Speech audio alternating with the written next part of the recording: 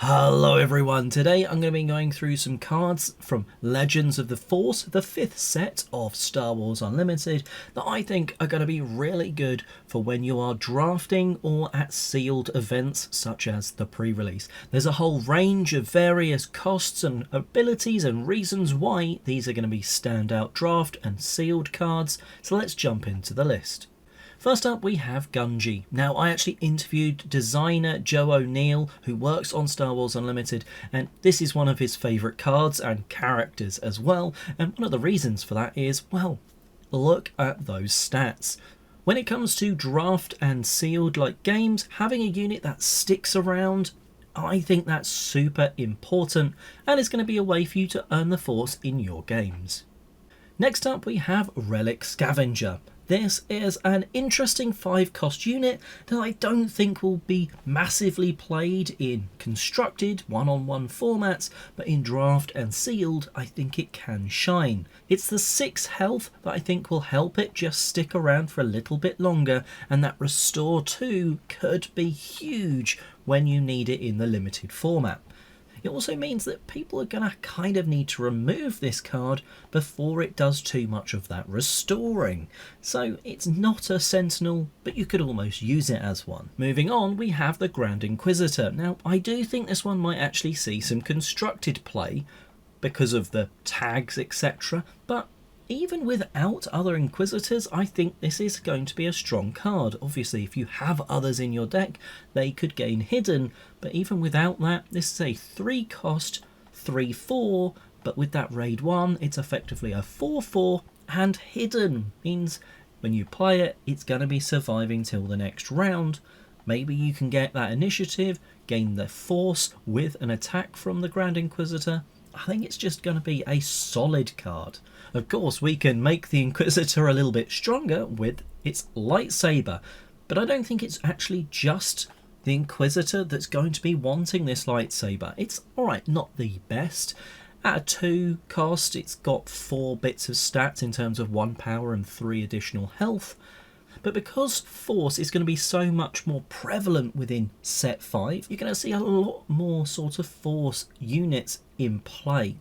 If you're obviously doing a draft with various sets, it might not be as strong, but specifically when you're doing a set 5 draft or sealed event, there's definitely a skew towards Force units, and therefore a lot of them could be getting that additional +2.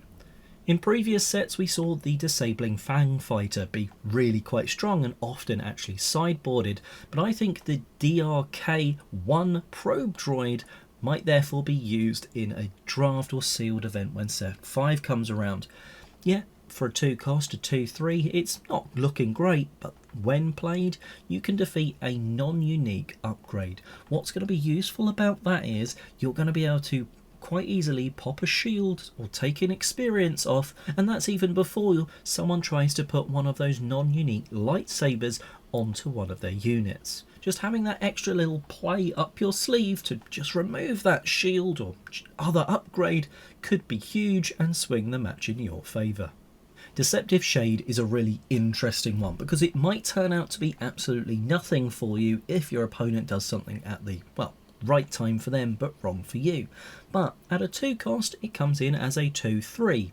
Just a little bit behind a lot of the other Legends of the Force cards for a 2 cost, but that ability, when defeated, the next unit you play this phase gains ambush for the phase. I think that is pretty massive, because effectively if this was your turn 1 play, you could have any turn 2, maybe even turn 3 play coming in and doing that ambushing. Well, adding an ambush to a lot of cards is decent, and getting that sort of extra board impact can be absolutely huge. Mysterious Hermit I don't think is going to be a card that gets masses of play outside of a limited format because of that 1/4 stat line. But it is, however, a turn 1 play that could be getting you the Force, lining yourself up with the right leader for something impactful at the start of the next turn, or maybe, depending on the leader, even getting a turn 1 trigger of your Force ability off your leader. I certainly like that idea, so I would be interested to see how many people utilise it in limited format. Portraying a really iconic scene from the film's Disturbance in the Force isn't on the list just for that, and it's on this list mostly because of the start of this card. If a friendly unit left play this phase. Without that sort of caveat, I think this would get wider usage, but therefore it could still be used to some good effect in limited form, because you're paying 1 to gain the Force and a shield token on a unit. We've seen 1 costs just give shields out in the past, so getting an extra thing of the Force, again maybe triggering your leader ability, means it could just be a play for you to make. And I'm going to be trusting my instincts to say that Trust Your Instincts is going to be a card to watch out for at pre-release, because it's got a couple of extra things going for it. It's not just a +2/+0 on your attack, it's also the fact that it's got that shoot first ability, that you're dealing damage before the defender. Yes, you have to use the Force, but potentially you're going to be using the Force and attacking with a unit that maybe gains you the Force back because of your common Force base. So you can potentially be using the Force and gaining it back by playing this card, getting that extra damage, and not receiving any combat damage in return. Army of the Dead is an interesting Knight Undead card, but it's probably not enough just as it is to really feature in wide gameplay. But sometimes you do need to just look at a lump of stats, and with 7 power and 6 health, Army of the Dead really does offer just a lump of stats for you to be able to plop down towards the latter stages of a game. Of course, if you're doing Constructed, you're probably going to be replacing this, but you might not have the opportunity to do that, and the fact that this is only a villainous card means it would be able to fit into a lot of decks. Gungans are often a little bit of a joke in the Star Wars universe, but I don't think this Gungan warrior is something to joke about in Star Wars Unlimited. And that's because, yes, it is a 3 cost for only a 3/2, but that is almost negated straight away by the fact that it's shielded. Add in the fact it has a Restore 1, only 1, but still Restore 1, and I think this is a fairly strong card. It's going to fit into a lot of decks, very similar to Army of the Dead, where it's only villainous, this is only heroic. So it's going to nicely tuck in as a relatively cheap card into a lot of people's deck. So certainly a Gungan to be aware of.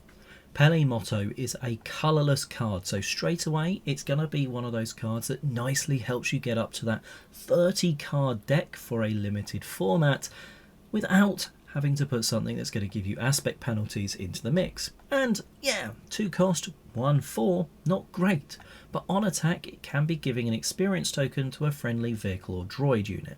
There's not going to be many droids, I don't think, but certainly there's a lot of vehicles in this set, and if you ever draft with set 5 and 4, this would be a definite pick in that situation. It's all going to depend on if you're either drafting or selecting from the limited format a load of vehicles, and if you are, this could be a quality little 2-drop for you. And last but not least is, well, Last Words. This is a 2-drop that can, again, just round out your 30 card deck and be a solid, not overly inspirational sort of card, but not a bad one either.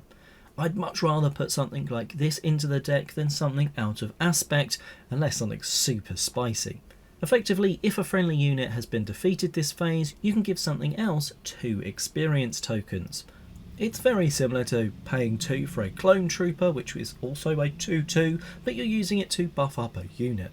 It maybe means your leader stays around for a little bit longer, and like I said, it's not the most inspiring card, but sometimes when you are drafting or at a sealed event, to get to that 30 cards you don't quite have enough, and this could just be that one card that maybe you do resource most of the time, but is just an okay card to round out that deck. But there you have it. I've gone through a range of cards and tried to give you the reasons of why I'd be putting them into my draft or sealed event deck. Let me know, however, which one am I super right and super wrong about in the comment section below. And until next time, check out other stuff on the channel, including an interview that I did with Joe O'Neill, where you get to hear a little bit about Ewoks, Set 5, keywords, returning in the future, and more. Until then, have an unlimitedly good day.